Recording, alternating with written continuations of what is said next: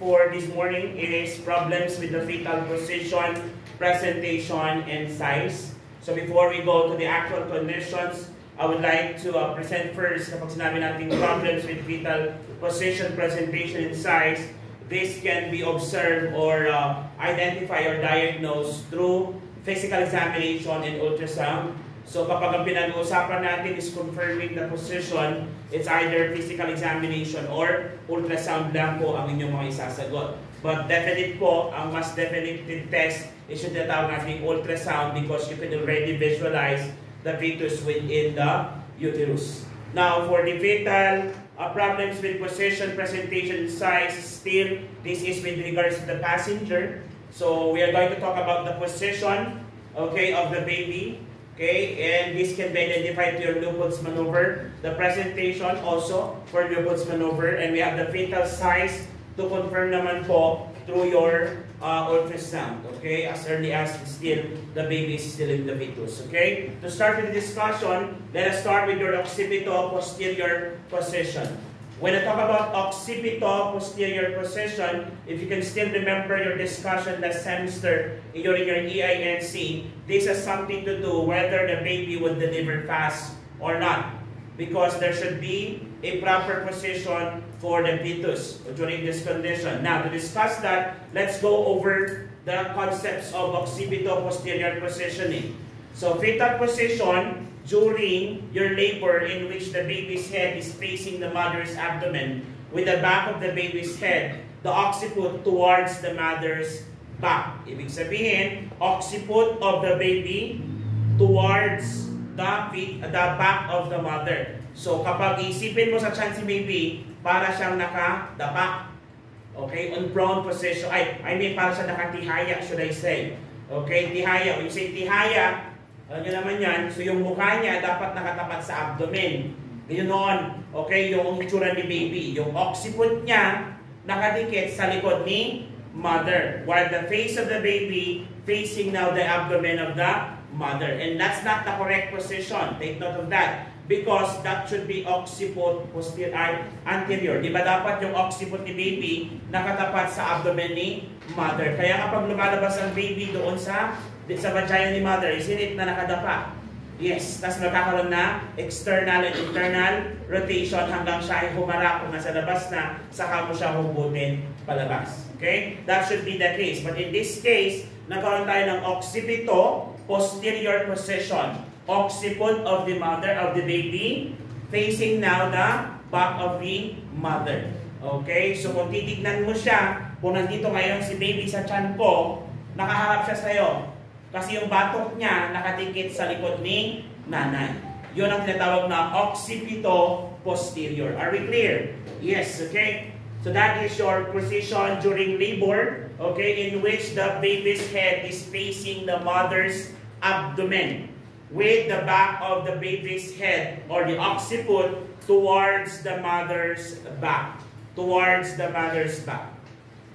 So that is your occipito posterior position. Sir, means to say that if the baby is positioned in this way, hindi na po siya may papanganak normal spontaneous delivery. That's not the case. Pwede pa rin po. However, it's gonna be hard and it may lead to prolonged labor. Okay? Now, this is the position na tawag natin. Okay? Like for example here, if you try to look at letter A, that is your left occipito posterior rotation. Pag sinabi left occipito posterior rotation. So, paano ko malalaman kung nasa ng occiput ni baby dito? Now, remember your two fontanelles? We have your anterior and posterior fontanelle. Posterior P, pyramid, triangular by shape. Diamond shape naman po ang anterior. So, in this case, asan harap ni baby? Ito. So, and this is the posterior or occiput ni baby. So that is your left occiput. Okay, left occipito posterior position or rotation. So left occiput, so left ni mother, ito. Then occiput ni baby. Then anterior. Sabi di ba? Ito. Occiput anterior. So this is your anterior ni mother, occiput ni baby, left ni mother. Kaya left Left occipito ni baby, anterior ni mother. Harap ni mother. Ibig sabihin, abdomen. Clear tayo? Yes. So in this case naman, para mas marunong na kayo magtingin. Kasi may mga tanong na ganito sa NCLEX. Ano yan, NCLEX? International exam. May mga ganito. Picture that identify which position is this in the mother. Tapos hanapin mo kung lowa, rowa, gano'n. Okay, in this case naman, letter B. Ang sabi ni letter B is descent inflection. O descent inflection. Ito rin palabas. Nalala nyo si Edie Fire? Tama ba? Ito. A participative representation, lower presented views is, ayun, letter, ay, bakit nag-QI? Ay, ito kay letter B. Letter B, descent and flexion. Ganun pa rin po ito. This is the, ano to? Anterior ni baby. Posterior ni baby. Tama ba? Then this is the anterior of the mother, posterior of the mother. Dito tayo. So si baby, kung ito yung kaharap, ibig sabihin nakadapa siya. Ito yung puwertang lalabasan. So may vaginal area. Dito tayo. So kaya pag lumabas si baby, pasulong. May ganito. Ayan ang itsura niya. As you can see, the face is facing downward. And that is the proper position. But in this case po, nabaligtad. Si mukha nandun. Occipito posterior, tinatawag. Okay? Yan pa yung normal. So this is other pa. Okay? So we are not going to elaborate more on this kasi na-discuss na sa inyo ito during your EINC. Okay? So that is your occipito posterior. Again, yung normal natin, yun yung letter D. Okay? Pero kapag occipito posterior, baligtad. Yung mukha ni baby, nakatingala, imbes na facing downwards. Dapat pagharap ni baby, nakaharap siya sa anus ni mother. Okay? Ang nangyari dito, nakaharap siya sa clitoris ni mother. Okay? Pag occipito posterior. Okay? Let us proceed. Now, what are the causes and risk factors that develops now or that possible leads into this condition? So we have your, number one, maternal factors. Pag sinabi natin maternal factors, it has something to do with the maternal pelvis.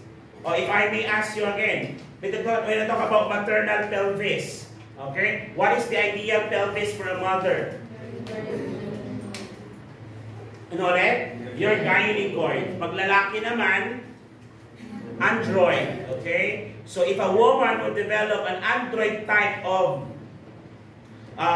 pelvis, more or less, hindi po akma sa panganganak yung kanyang pelvis. Hence, siya po ay possible na magkaroon ng prolonged labor or worse, mag-lead into cesarean section. At yun din po yung basis nila kung bakit they will be able to identify a skeleton even if skeleton lang siya. Kung babae ba yung skeleton or lalaki yung skeleton. It's because of the pelvis. Kasi meron tayong tinatawag na pelvic assigned gender. Okay, male assigned pelvis, yung tinatawag, and female assigned pelvis. Discuss yan sa inyo during your EINC, if you can still remember. Another one is the fetal factor. When I talk about fetal factor, if the position is breech or abnormal during the pregnancy, may result in occipito posterior positioning. So if the baby is positioned breech during the pregnancy, okay? Another one, okay, another cause is your previous birth. So if the previous birth of a woman had previously had a baby on occipito posterior, you will also have a high possibility of developing another occipito posterior baby. Kaya nga, madalas, kapag CS na the first, CS na rin ang succeeding pregnancy. Because that is a lot safer comparing of delivering it through vagina. Another one is multiple pregnancy. Of course, if there are more than one fetuses occupying the uterus, occipito posterior due to limited space in the uterus can happen. Okay? Hindi sila masyadong makapag-rotate. And the last one is your placental location. For the placental location, we will be discussing this sa mga susunod. Okay, the placental location, if it's a position anterior or posterior, may influence the fetal positioning as well. Okay, take note, ano yung mga possible cases kung saan ang placenta may transfer from other areas of the fetus. Okay? For example, kapag meron tayong mga fibroid formation, that would lead now into placenta previa. Okay? Placenta previa, okay na tinatawag. And other placental problem, pag-usapan din yun sa susunod na video, pag-usapan natin sila sa vasa previa. Instead of the placenta naman, ang low-lying naman is the umbilical cord. Okay? Meron din tayong tinatawag na aside from the placenta previa, we also have your vasa previa. We have also your bottleneck or bottle door placenta. We're going to discuss that on other videos. Okay? Another one, okay? When I talk about your condition occipito-posterior, how are we going to diagnose the condition? So the condition is diagnosed through, number one, physical examination.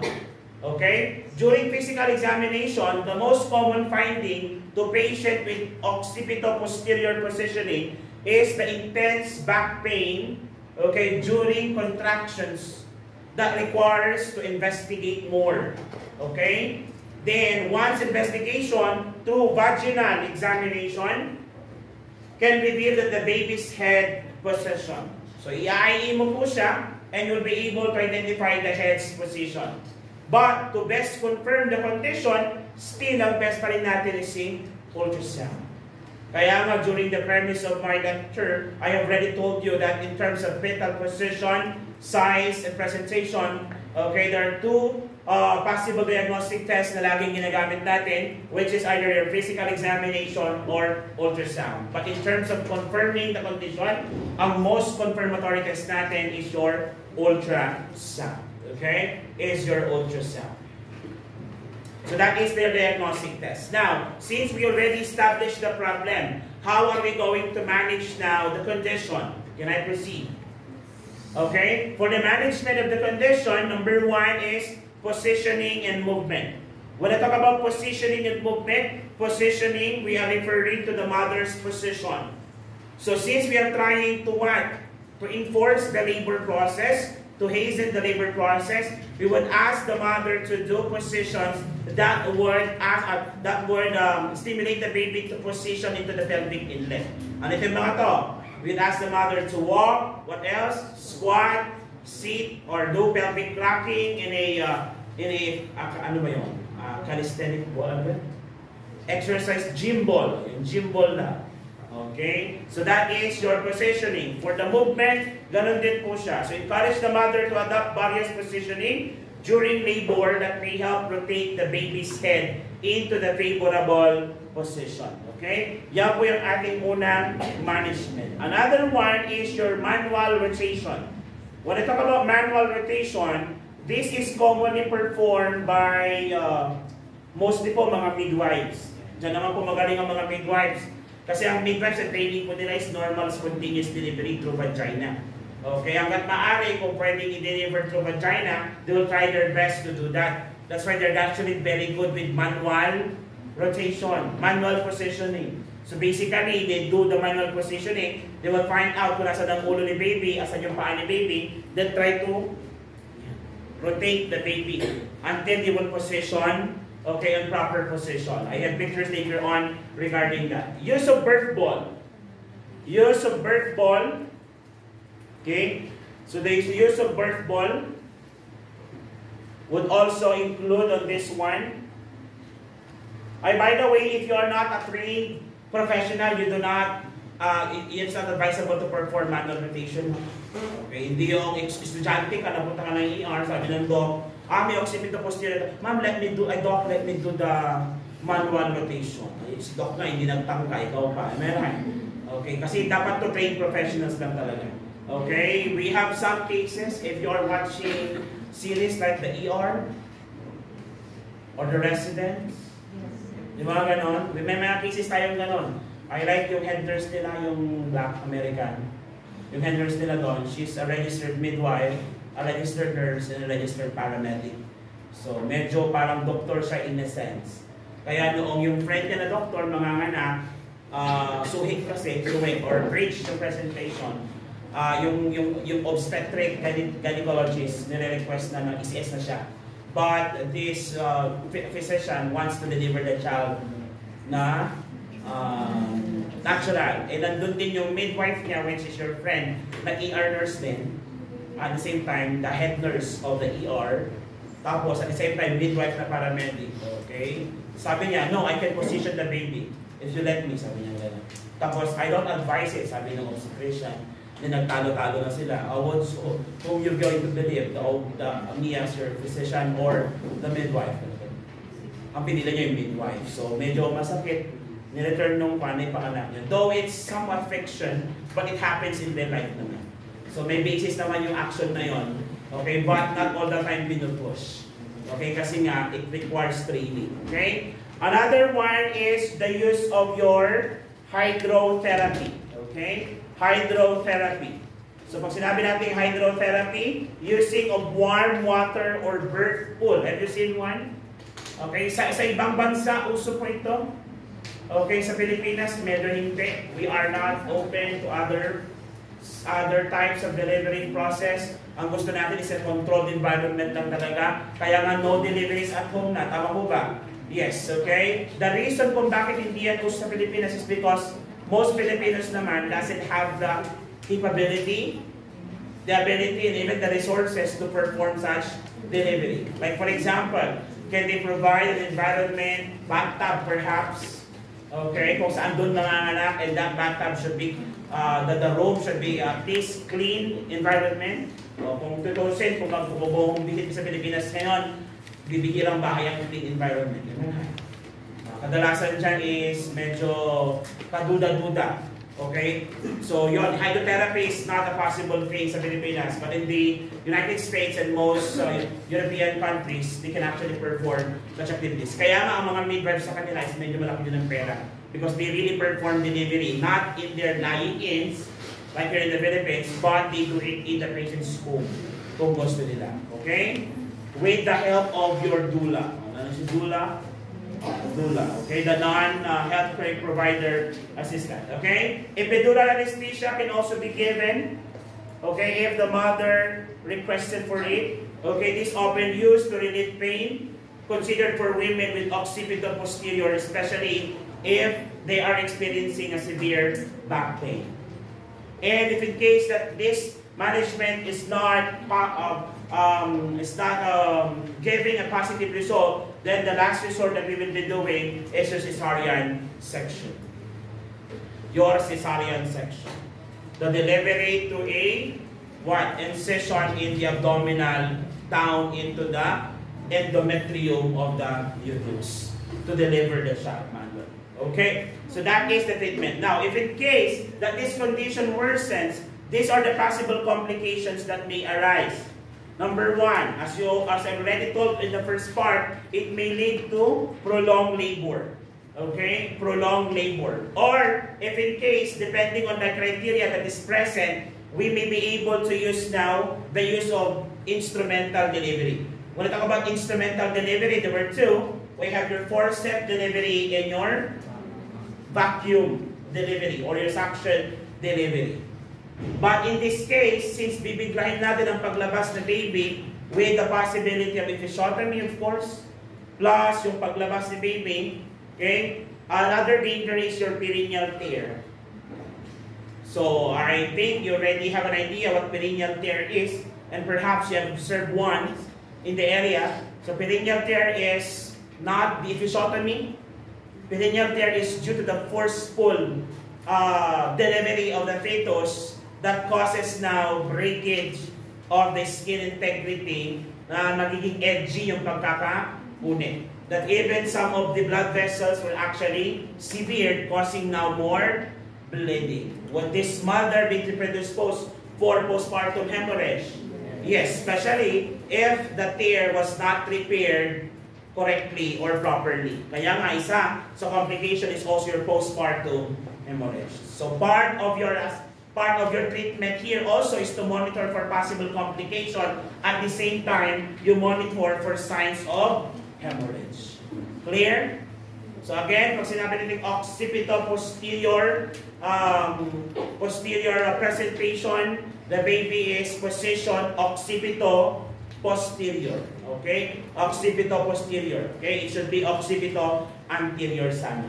Okay, but the baby was positioned occipito posterior. That's why the baby would develop a prolonged the mother would develop prolonged labor, making it difficult for the baby to deliver via vaginal delivery. So the most advisable and ideal treatment of choice here is to conduct cesarean section to minimize the possibility of complication such as your perineal tear, postpartum hemorrhage, and your prolonged labor.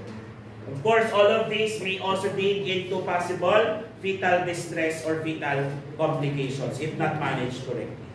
Okay? So do you have any questions? Clarifications? So we're done with your first condition.